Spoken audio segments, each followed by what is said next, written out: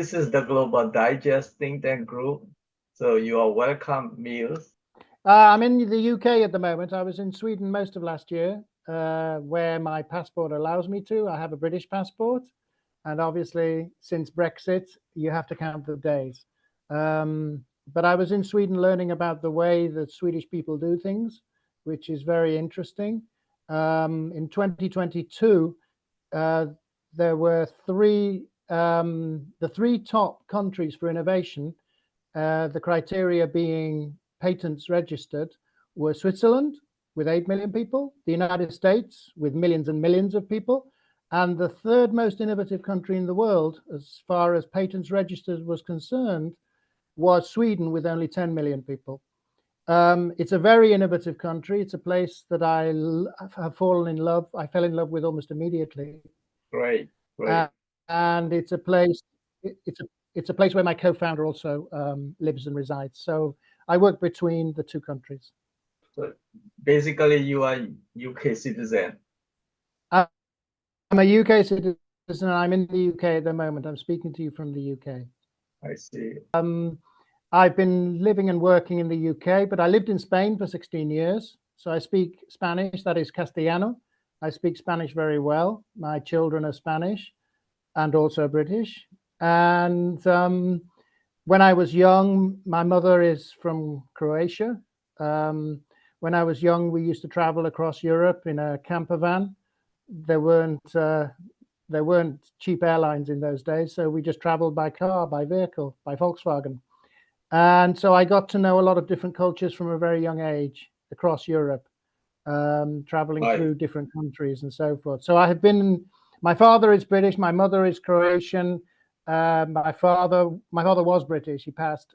My mother is Croatian. My father was a scientist. My mother is very Catholic, a deep believer in Catholicism. She has a strong faith. So very many different cultures and mixes, a mixed background, if you like. And I'm very used to that sort of take on life. I think it's very important to have it. I think it's useful. It has great utility to have different cultures. Great to hear your background. So my background, I have 3 university qualifications. My first university qualification was film and literature in the 1980s. This taught me the importance of narrative in life, that how you frame something, how you tell something, the story you tell shapes how people understand reality. My first university master was a Spanish one, the Salamanca University, the Universidad de Salamanca in Spain, and it was a publishing master. So I deepened my knowledge of narrative.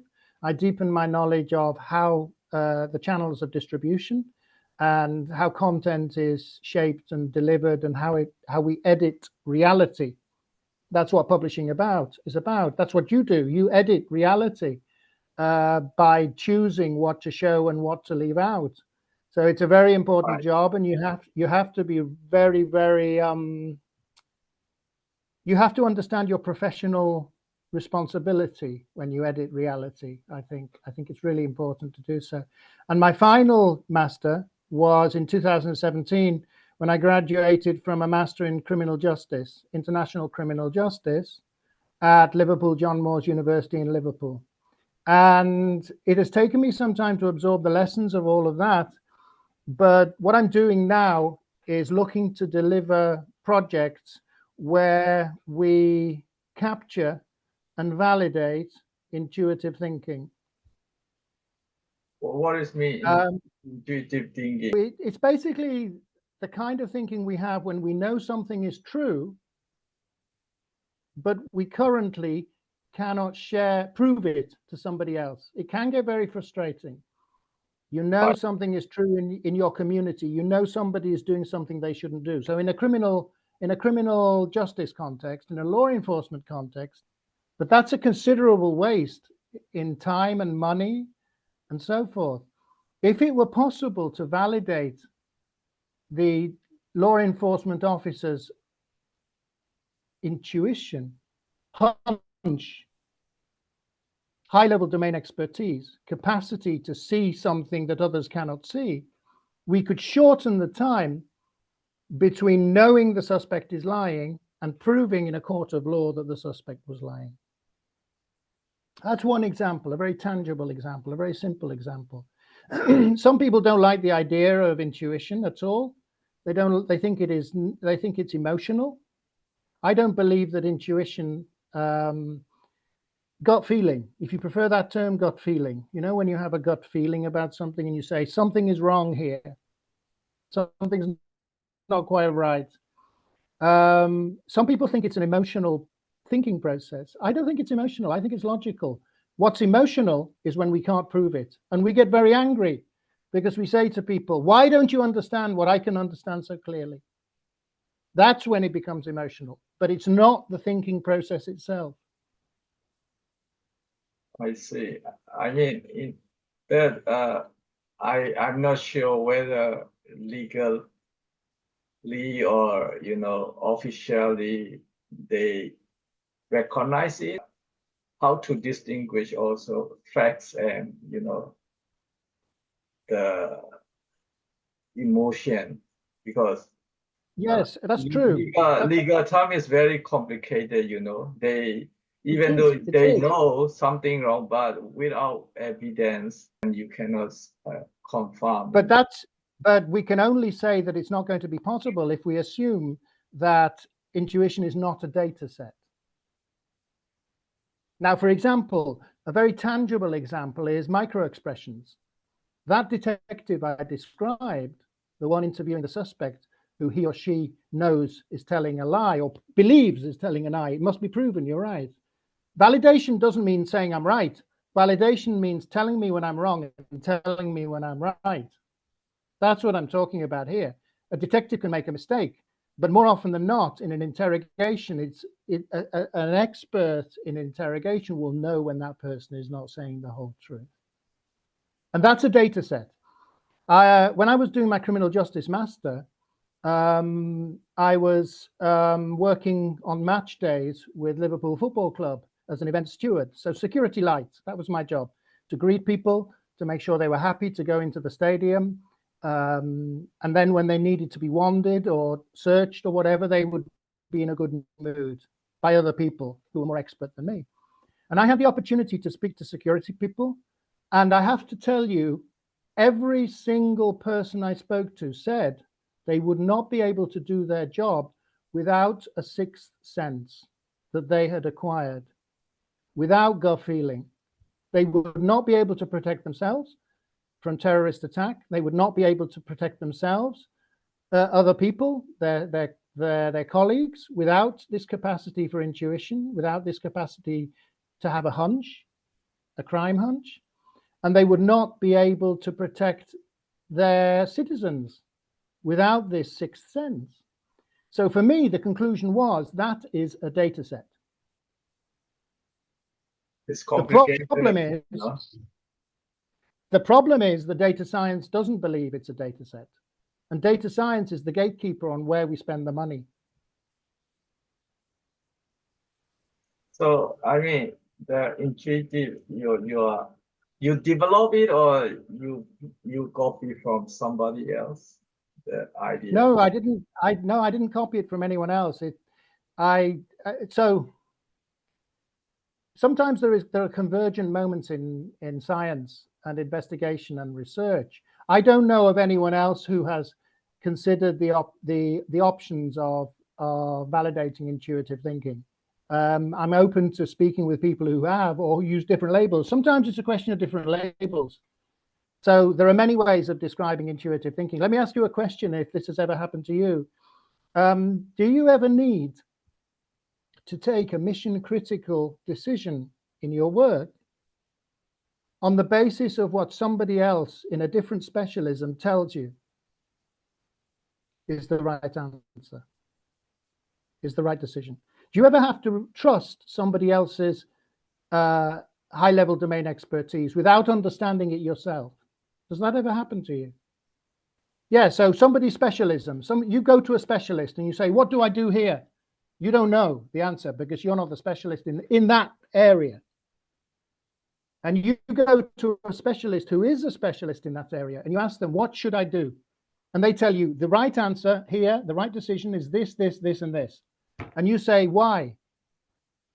And they say, I don't know, but it is the right answer. And they are right, but they can't tell you why. That's a serious problem when people need to take mission critical decisions, that the expert cannot say why, but does know what to do, does know what.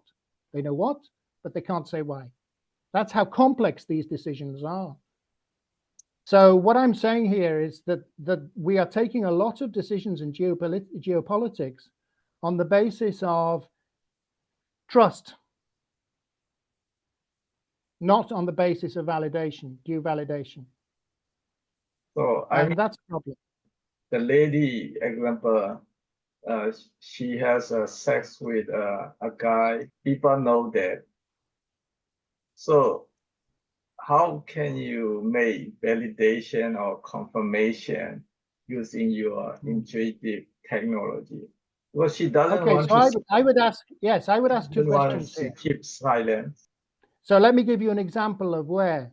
Let's imagine a husband and wife married for 20 years. And the husband is a powerful man in the local community, a politician maybe, or a big businessman, a pillar of the community.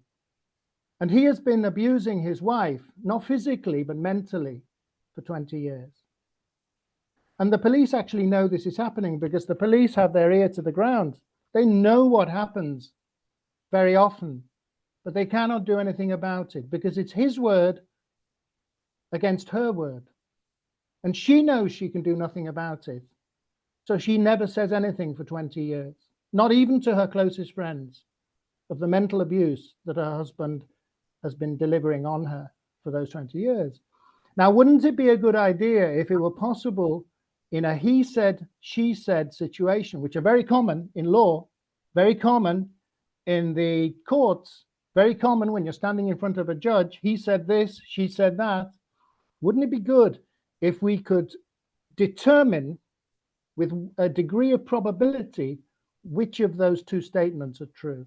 First, I'm asking us to focus on the problem before we go to the how, because if we don't agree on the problem, we never agree on the how. Justice system, their duty is to solve, how to solve the thing.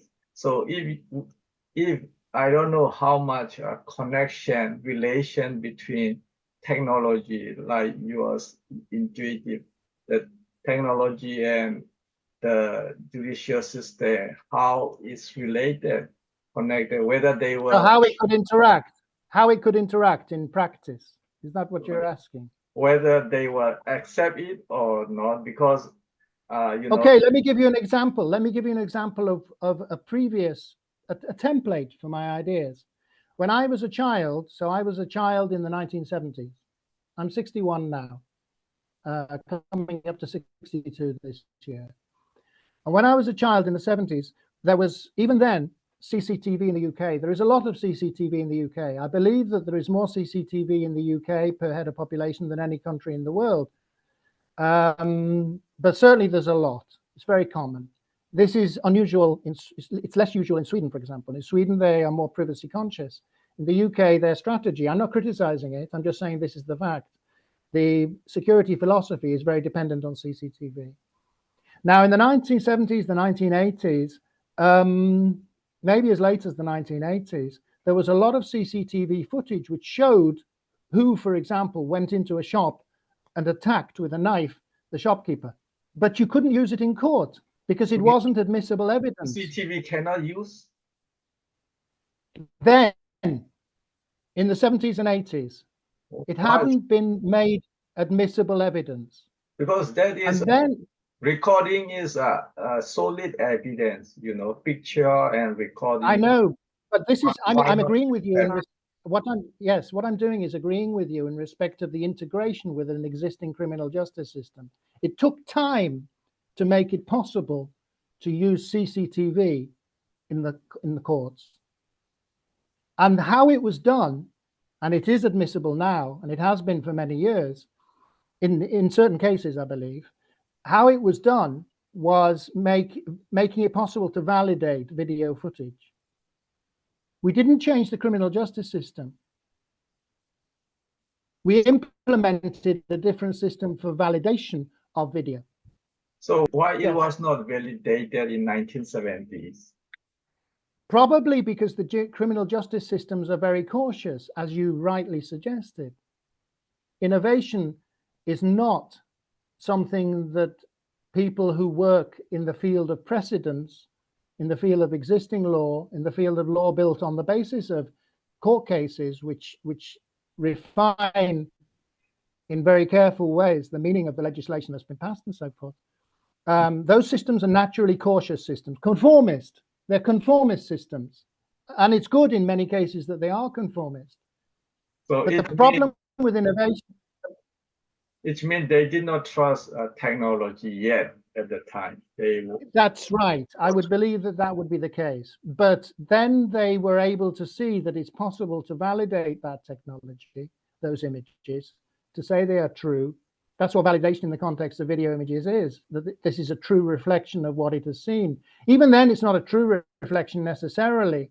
So you can see something from one angle and you think it's a criminal, and you can see something from another angle and you realize they're trying to save somebody who's about to cross the road in front of a bus.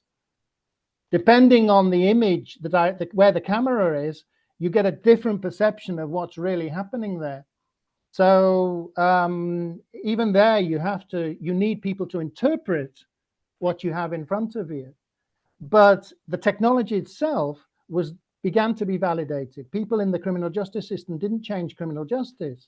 They simply changed the way that the validation process was implemented and made it possible for the CCTV, which showed somebody knifing the storekeeper, the shopkeeper, for that information to be used directly rather than through a witness statement or something like that, which had happened at the same time. So I'm saying, take the example of video and its non-admissibility for so many years, and let's try gut feelings and sixth sense and hunches as in the interrogation process, and learn how to create architectures, because I'm looking to develop new architectures, software architectures, which promote intuitive thinking, which deepen our capacity for intuitive thinking. I mean, there are many things we can talk about the subject of human and machine, and I've written a lot. There isn't the time here to be able to do so. But essentially, the underlying processes that we are developing, we are looking to establish, is a trust in data science, from data science, that intuition is a data set which deserves money spending on it. That's the problem. You know, when I said that I had worked for Liverpool Football Club in the UK on match days with, and I spoke to security officers and some police and so forth, and they all admitted that they used their sixth sense and they couldn't work without it.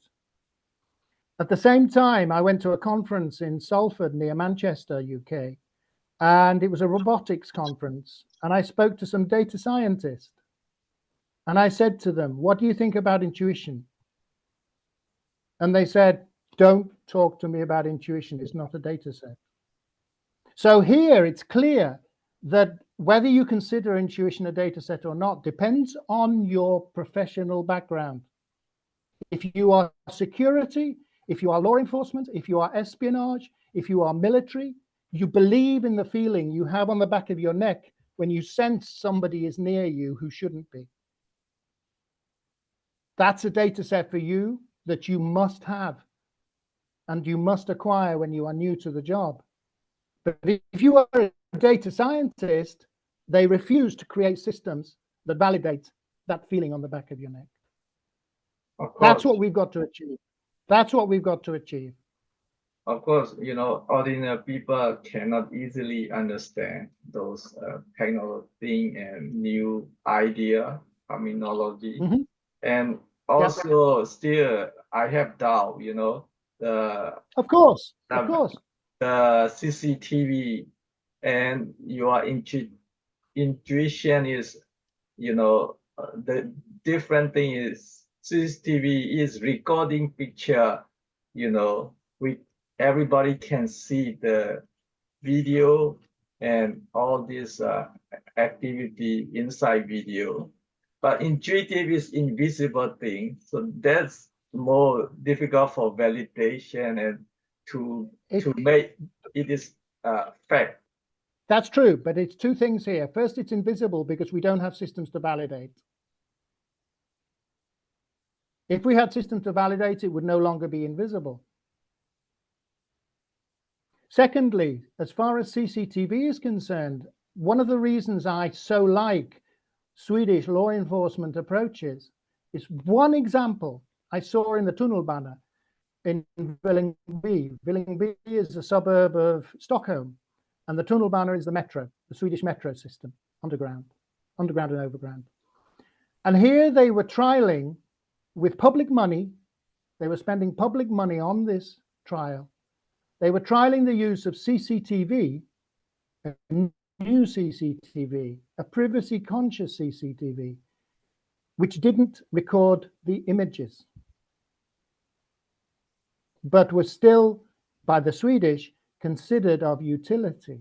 Can you imagine how it might be useful to have a CCTV which doesn't record the images? Really? Why? CCTV doesn't record all the image. It's supposed to record, isn't it?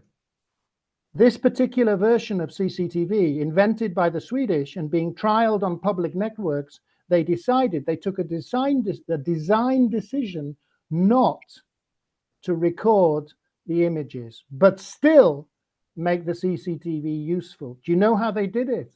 What they are recording then? Image is the main purpose for recording, isn't it? No images. What they did was they used the stream, the video stream from the cameras, the special CCTV, and they used this stream so that a computer, an algorithm, I would imagine, an AI of some sort, I don't know, an AI-like tool, would assess the image before disposing of it for anomalies. And when it saw a visual anomaly, as per the system, it dated and timestamped the moment it happened. What's the utility of that? When a person is attacked or feels uncomfortable because of what somebody on the public transport system says to them in that wagon where they have this special CCTV, the system stamps that anomaly, and they can then go to the police. The victim can go to the police, go to the Polisen, and they can ask them, can I have access so I can pursue my case with you, with your support and help, for being attacked on the Tunnelbana, on the metro? Because what it does is they say to the police in their witness statement, traditional witness statement, I was attacked at around this time on that wagon, on that train. And then the date stamp and the time stamp on this special CCTV confirms, corroborates legally, absolutely undeniably, when this happened. And at the same time, it manages to sustain the value the Swedish philosophies, security philosophies, place on the importance of privacy. So it's possible, if you think out of the box, if you care to think out of the box, to do things in very different ways, which are nevertheless security conscious. They have traditional CCTV as well in Sweden, but they have special rules and regulations about how you can use even the traditional one. But this was an example of when innovation can support criminal justice and yet still maintain a privacy approach, a privacy sensitive approach to public citizenship, citizenry, and the public environment, the public space.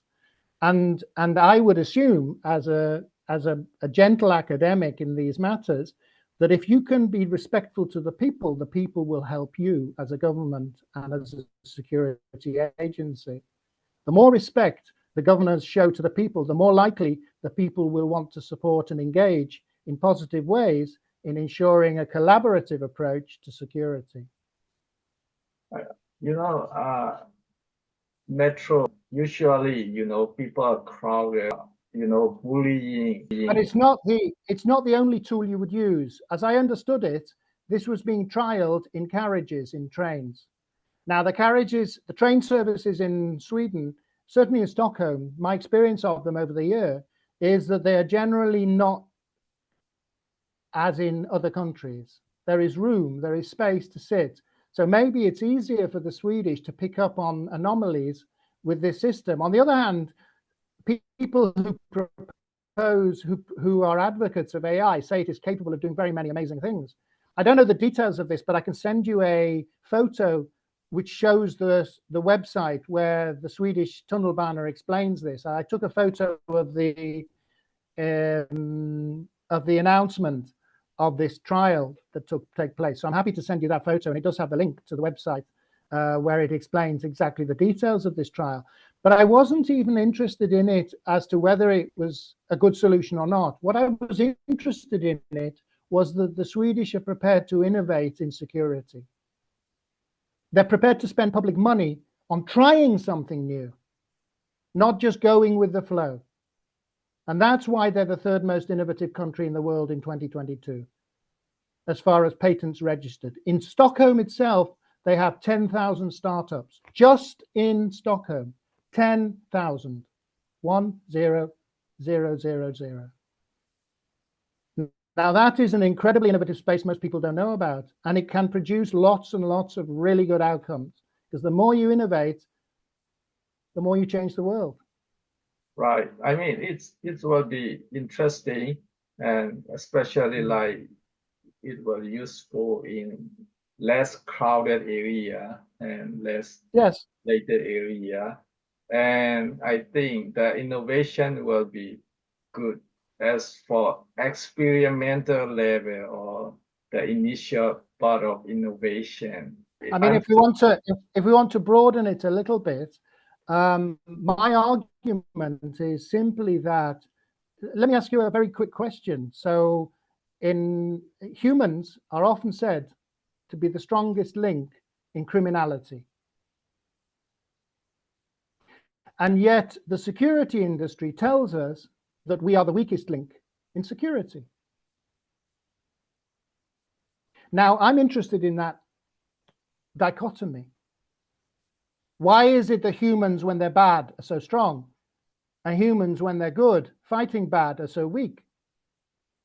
I'm sorry, but it doesn't pan out. Only yesterday, we had a terrible terrorist attack, 2 attacks, one by the Russian state on Ukrainian civilians, and then in the evening by the Islamic State, it seems to be, on Russian citizens. 2 dreadful terrorist attacks. In the case of the IS attack on the Moscow concert hall, we had an example here of where a few human beings with terrible tools beat all the machine security systems the Russians had in that concert hall. If we want to fight criminals who are creatively criminal, we need to have a much more creative crime fighting. Right.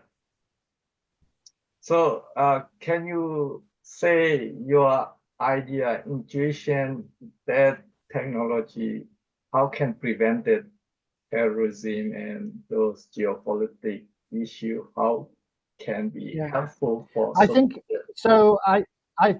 There are many more things I could say as to how, and I'd be happy to do so, but I don't think we have the time today. I do have a lot of information online.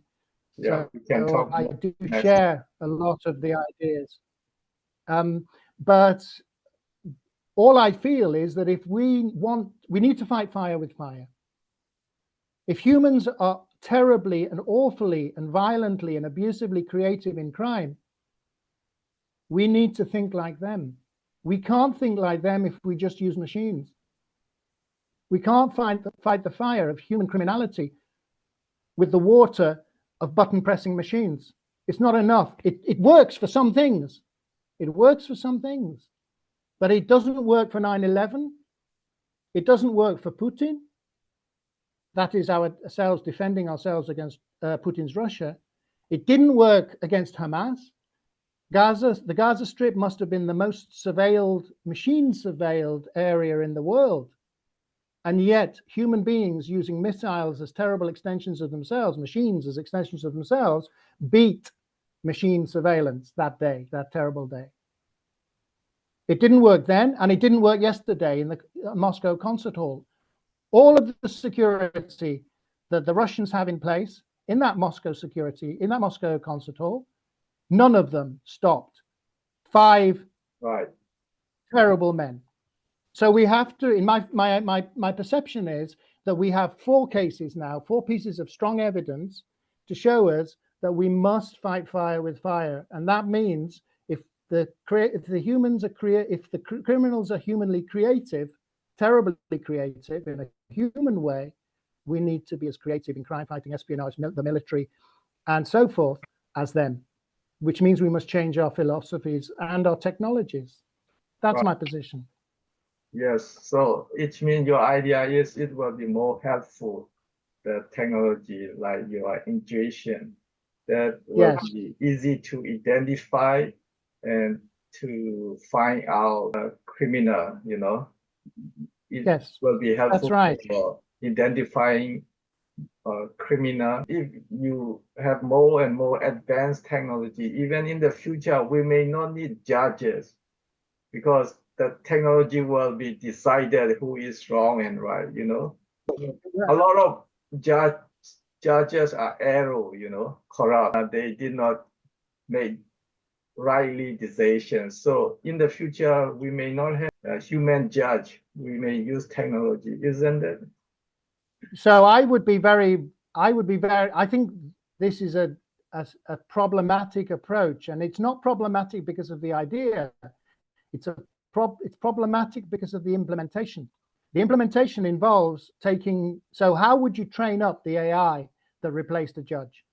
What would you use as your data set to train up the AI that would replace the judge? Where would the data set come from? It will come from existing judges. If it comes from existing judges, and some existing judges are corrupt, criminal, error-prone, not as good at their job as they could be, then the AI, which is trained up on those decisions, will also not be as good as it should be. The key to making it possible to use machines, in my opinion, is not to replace or substitute, that is to automate. The key to making machines useful for human beings is for us to industrialize. Industrialize means that we take what we are good at and we extend ourselves, but we don't replace ourselves. So let me give you, I said my first degree was film and literature. Film and literature is one key industry, one key tech industry, one key tech sector, which has chosen in the 20th century to make trillions of dollars, whatever currency you want, pounds, euros, whatever. It has made a lot of money out of making human beings more important, not less important, with its technology. So it industrializes people back into the workplace. So let me give you 3 examples. Microphones, they make the voice better, bigger, more expressive. Right. The human voice. Camera makes the human eye more capable of capturing the reality of a situation. The mise en scène, the screen language, the film language, the scenery, the stage, the backgrounds, for a good actor, allow them to express their feelings more expressively using the surroundings around them. That was a choice. Film technology chose to make human beings more important. My assertion is if film technology can make human beings more important and better at what we already do really well, why not use the same approach with judges? Why not use the same approach with espionage officers? Why not use the same approach with surveillance? Just that principle, just that template. Right. I agree with you, Mil. And it is a pleasure to hearing from you today. And we have to talk more in the future. Okay. It would be a pleasure to do so, John, a real pleasure. It's a good innovation, your idea is great.